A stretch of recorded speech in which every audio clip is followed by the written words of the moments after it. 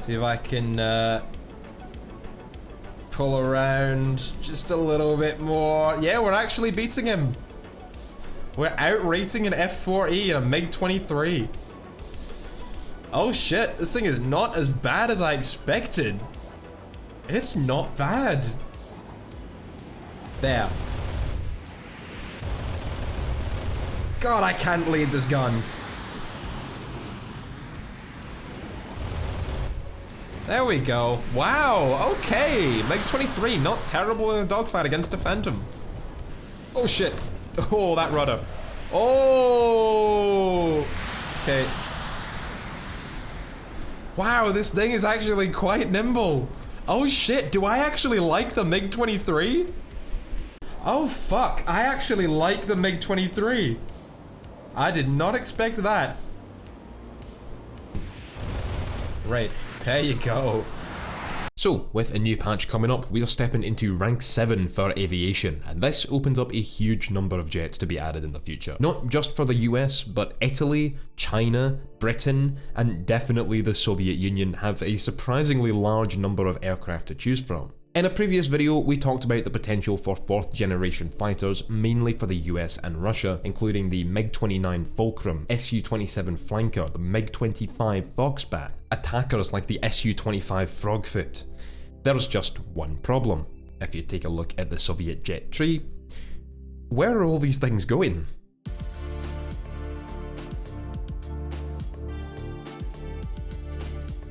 In this video, I want to talk about something I also did for the US tree this time last year, and that is a potential reorganising of the Soviet aviation tree to potentially fit in a couple of aircraft that might not otherwise have an easy place. Mostly we're talking about two aircraft, the MiG-25 Foxbat and the Su-27 Flanker. Now, both of these are a while away, especially the Flanker, obviously, but the issue is that if/when it does come into the game, where is it going to go?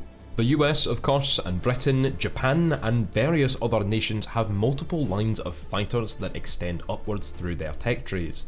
But the Russians really just have one, at least for dedicated air superiority fighters. We already have the MiG line, which will comprise most of the fighters going forward, from the MiG-21 BEST to the MiG-23M next update, presumably the MiG-23 MLD sometime after that, and then the MiG-29 Fulcrum. So neither the MiG-25 nor the Su-27 can fit into that line, and meanwhile the Yak line ends currently in the VTOL Yak-38M, and the other lines all meet in ground pounder jets like the Su-17. Now, this isn't really a problem necessarily, but it doesn't make much sense for Gaijin to lead from the Su-7s through the Su-17s, which I'm assuming we will get a later variant of at some point, into the Su-27 Flanker. They make more sense going into the Su-25, which is basically an A-10 Thunderbolt counter. The same goes for the MiG-25, and now I know many people have said, what's the point in this aircraft anyway? It was kind of a piece of junk that could only really go fast and nothing else. Basically a 3rd generation F-104. It's a big departure from what the Russian tree will be used to, with mostly highly manoeuvrable jets, and the MiG-25 carried no guns, only 4 missiles, couldn't dogfight an F-104 successfully, and could only achieve any decent speed at very high altitudes. Mostly it would get caught by Phantoms and such on the deck, which have better missiles and can actually dogfight. So why would you want it? I'd counter this by saying that the MiG-25 is a very famous aircraft, although mostly designed to intercept bombers and recon aircraft. Yes, you know the one I mean, but it is an important historical icon for Russian aviation history and deserves a place in game. Of course, you could say the same thing about the F-105 Thunderchief, but we'll say no more on that. Whether it's any good or not, the MiG-25 and later MiG-31 should come to War Thunder. As far as the Su-27 goes, that is far into the future. Some of you might say it'll never come, but I'm sure 4 years ago you would have said the same about the Leopard 2A5 as well. Either way, this discussion is about reorganising the Soviet aviation tree to maybe make a wee bit more sense, specifically their jets, and I will take the opportunity to have a quick talk about a couple of other unique jets too, like this thing. So sit back, relax, sit back, relax. Calling all coalition forces, emergency broadcast. Troops engaged at Dustwater, requesting support. You could send in tanks, aircraft, call artillery, deploy helicopters, all without having to step foot on the battlefield in Iron Conflict. We're patching you through a link. Use it to download this game on your PC while I explain the situation. In Iron Conflict, players select from a vast number of Cold War unit types, from infantry to stealth bombers, helicopters, artillery and more, combining them into a force with which they can most strategically engage other players in huge 10v10 battles. Iron Conflict has just undergone a massive update, introducing a new faction of Russian vehicles, as well as new maps and features. Right now, they are running a free weekend on Steam, as well as a 30% discount in-game, so make sure to check it out. And grab all new vehicles like the MiG-25, BM-21, Su-57, and even the Black Eagle tank, which I will not rest until it has been added to my collection, because you know, this looks to be the most powerful thing in the game right now. Hone your skills, master your loadouts, explore tactics and experience warfare like never before in Iron Conflict. Proud sponsors of the Scottish Koala. So the first thing I want to talk about is the current Russian fighter bombers, the Su-7 and the Su-17M2. These are interesting jets to place, and it will come down to how you see these aircraft, either as primarily air-to-air fighters that have a secondary ground attack role along the lines of the F-4 Phantom, or as attack aircraft first and foremost, with more of an emphasis on ground pounding and some air-to-air capability, mostly for self-defense, similar to the A-7 or the Jaguars. Personally, I would classify them as the latter, although they do fit equally well in both air and ground battles, unlike most attack aircraft, but that is the role they served primarily in real life as fighter bombers and air-to-ground platforms, with some factors that made them more less vulnerable to enemy fighters than actual fighters themselves. They certainly weren't designed to act in the fighter role. Because of that, it seems weird to me that they sit in the line following the LA-15 and the LA-200, the first being the poor man's MiG-15, and the second being a dedicated bomber interceptor.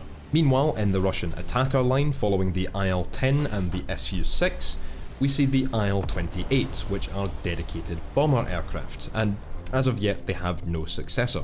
So the first thing I'm going to suggest is that the IL-28 be moved into the bomber line either before or after the Tu-14 and preceding the new Yak-28 that will top that line. Yes, supersonic rank 6 bombers are going to be a thing in game now. This means we can move the Su-7s and the Su-17M2 into the attacker line. There's the potential for the Su-17M4, otherwise known as the Su-22, that's its export designation, and then they can lead into the Su-25, which is more of a dedicated ground pound aircraft like the A-10. There's also the Su-24, which could go in between. However, we can't really have the Su-6 prop attacker, and not even top tier for props, I believe it's a 5.3, lead straight into the 9.3 Su-7B, which honestly shouldn't even be 9.3, but you know, BR compression. Fortunately, Gaijin have already confirmed the perfect earlier tier jet to come in between, the IL-40. This subsonic ground attack jet is probably most similar to the F-84F or even the R2Y2s, and given its bomb load of around 3,000 pounds and its performance, it could slot right where the IL-28s just were, at around 8.0. Great, so we've made a dedicated ground attacker line now. What comes after the LA-200 then? Firstly is the option of the Sukhoi Su-11, not that one, which is basically a more dedicated interceptor version of the MiG-21 F-13 with no gun. It's a delta wing aircraft with a top speed of around Mach 2, and it carried two air-to-air missiles, the R-98s, which have both semi-active radar homing or infrared homing variants. Usually I'd suggest against adding an aircraft like this. I've suggested against the F-102 for this exact reason, but in this case we're turning this jet line into a dedicated interceptor line following the LA-200, which is very tough to use as anything but a bomber hunter, plus this aircraft would be way better than the F-102 with better missiles as well. And the Su-11 leads us neatly into our next interceptor aircraft, the Su-15. Another Mach II delta wing interceptor, the twin-engine Su-15 was widely produced and flew from 1965 into the 1990s. It actually carried guns to 23mm in pods under the fuselage, very similar to the MiG-21 PFM's gun pod, as well as 2 of the R-98 missiles, which are basically longer range R3Rs by the way, at least the radar homing variant, as well as, in this case, 2 R60s. This would make it basically a heavier and less maneuverable MiG-21 SMT, and it could fit at a BR of 10.3 before the epic MiG-25 Foxbat. Now these things are super heavy, meaning very poor maneuverability. Yeah, it's a big chunkus. First produced from 1964 for the PVO, which is Russia's dedicated interceptor air force, the MiG-25 was also exported to the Middle East, and although you'll hear the stories that the unveiling of this thing scared the US into developing the F-15 Eagle, that isn't quite true. The design for the Eagle was already locked in before this was revealed. Designed to be a long-range interceptor to patrol Soviet airspace and defend against NATO bomber raids or recon missions, the MiG-25 does have that almost Mach 3 top speed, but only at very high altitudes. And it took a long time to accelerate, meaning it would be impossible in War Thunder with our current maps. How many times have you been to Mach 2 in your Phantoms in regular games? On the deck, the Foxbat can only go about Mach 1, and it has a relatively low thrust to weight ratio as well. This is why I wanted to kind of put it in its own line, because not only does it not fit between the MiG-23 and MiG-29 at all, but it also would not be a good thing to make players grind through this aircraft for something that functions completely differently. Like I said, I think it's significant enough that it should come to the game, but it will never be a meta aircraft unless Gaijin adds some more bombers at this rank and makes RBEC a permanently available game mode to fit those in. This is something I plan on talking about at some point, kind of reworking Air RB entirely into its own new game mode, or 2 game modes, that allow for quick fighter v fighter team deathmatches, as well as more realistic enduring confrontations for those who want that, but that's a video all of its own.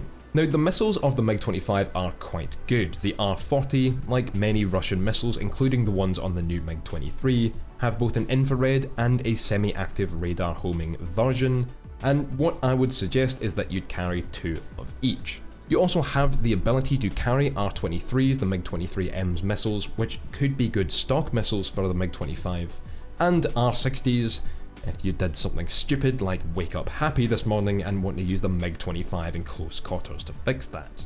The MiG-25 honestly isn't far away from us in capability right now. It entered service before the MiG-23M or the F-4E did, and I assume it will be coming fairly soon. Aside from clearing the Su-7 and Su-17 out of this line and making it a dedicated interceptor branch of the Soviet tree, there are only 2 other ways I see of adding it. Number 1 is to make it a premium, which I would honestly see as okay but not ideal, given that it is more of a collector's item and something for those players who specifically want it, not so important to the tech tree. Everyone else just has it be part of their game without necessarily having to fly it themselves. And the second is that it becomes an event or squadron vehicle, which I wouldn't agree with so much, but it wouldn't be the worst way of doing it. If that happens, then the Su-15 can instead lead us into the Su-27 flanker one day in the future when those types of aircraft arrive, and if that happens, then yeah, fuck the Su-11, it's a piece of shit. Either way, however the MiG-25 comes to the game, whether it's in the tech tray as a dedicated interceptor line, or as a premium, the MiG-31 Foxhound can follow it in the exact same way, a little later. It's basically the same heavy-ass beast of an airframe, a little bit faster and a little bit better performing all around, and with much better missiles. These things are actually quite scary. So one day, when F-14s and Panavia Tornadoes are in game, it will be about the same as the MiG-25 would be now.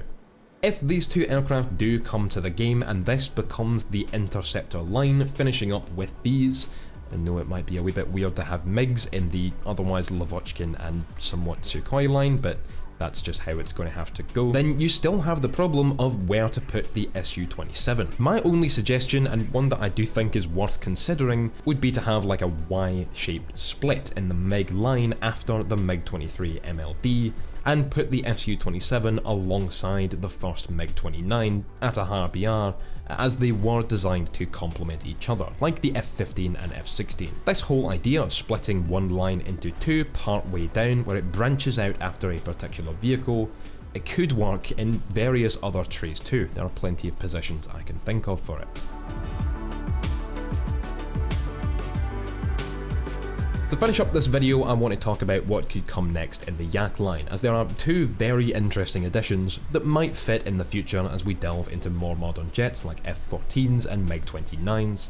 Before that, I assume that when we start getting all aspect IR missiles like AIM-9Ls for later fighters, no R-23s don't count, the Yak-38M will get R-60Ms, the missiles it actually used, and go up to a BR of 10.7. That's about where it would fit, alongside the MiG-21 MF and the Draken and such. Now that is a big jump from the Yak-30, so in between could go the Yak-36, the precursor to the Yak-38, which as an earlier VTOL fighter with performance more akin to a rank 5 aircraft and only 2 R3S missiles, could bridge the gap really nicely at 8.7 to maybe 9.0. What's more exciting is the aircraft that was supposed to succeed the Yak-38, and that is the supersonic VTOL fighter, the Yak-41. This thing looks like a baby MiG-25 with those intakes, but it had a single jet engine at the rear that actually swiveled kind of like the F-35Bs, as well as lift fans in the middle, and a really cool looking design, at least in my opinion, with that twin tail rear fuselage. Quite a bit bigger than the Yak-38, the Yak-41 had a radar and could carry R-27 missiles, which are similar to the later AIM-7 Sparrows, kind of the main missiles the MiG-29 would carry, as well as R-77s, which are active radar homing like AMRAAMs, and even R-73 Archers. I did talk specifically about all these weapon systems in the What's Next video, so I'm only glossing over them here. The R-73 is somewhere around the capability of the AIM-9M, but the Yak-41 is something I think I would love to see in game one day in the future. Of course, assuming we already have stuff like the F-16, Mirage 2000, MiG-29 and so on, the more important mainline fighters. It could also do some ground attack, but aircraft like the Su-25 beat it here easily, most likely at a lower BR. The last aircraft on my list would finish off the Yak line and would be our most modern aircraft in game. Now this is more something I just feel like talking about because it's such a cool looking jet, but the Yak-130, which entered service in, oh my god, February 2010. Yeah. This is one of a series of aircraft that could be added to War Thunder in the later tiers to help flesh out trees and lines that are lacking, that being a trainer and light attack jet. The Yak-130 is actually based on an Italian design, so the Italians could get that with different weapons, missiles and such. And pretty much every nation has something like this, a trainer/light ground attack platform. Britain has the Hawk series, China has the JL-8 and JL-9, Italy also have the MB-339, and there are various others too. Now this is a subsonic aircraft, but being so modern, carried both R-73 and R-77 missiles like the previous aircraft, which would be the absolute highest capability missiles for the end of War Thunder's tech trees. Even though you may think that as a subsonic aircraft, trainer/light attack jets like the Yak-130 would be useless against F-15Cs and Mirage 2000s, I feel like with active radar homing missiles in the R-77, as well as the insane maneuverability this little thing would have, God, it's so cute, it would actually be able to get some work done, and its lack of speed wouldn't matter quite so much. In another video a while back, I talked about some key features top tier jets need for rank 7 to even work, and if these things were done, the Yak-130 would be absolutely fine despite its low top speed, and wouldn't this just be so much fun to fly around? Holy shit, this thing's NATO name is actually Mittens? It's fucking adorable, dude. It also doesn't hurt that that's more domestically Chinese rather than copy-paste tech for their tray. They need some more of that, the copy pasta is what's really annoying.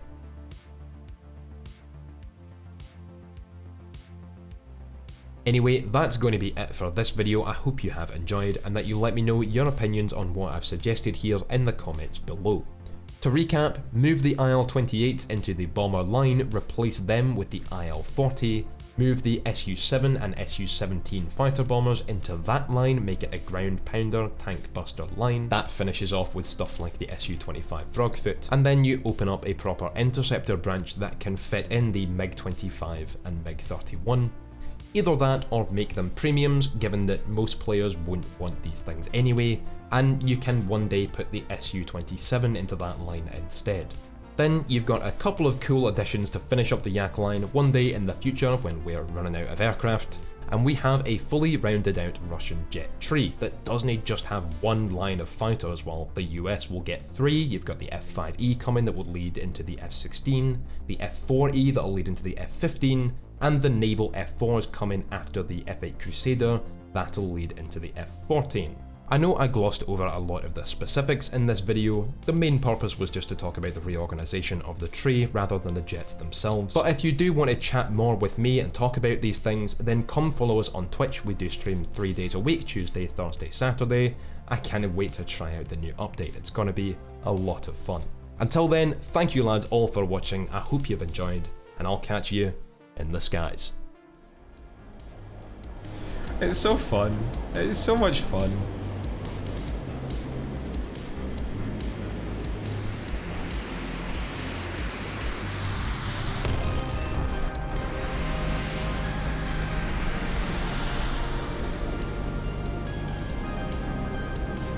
Right on the beat as well, dude.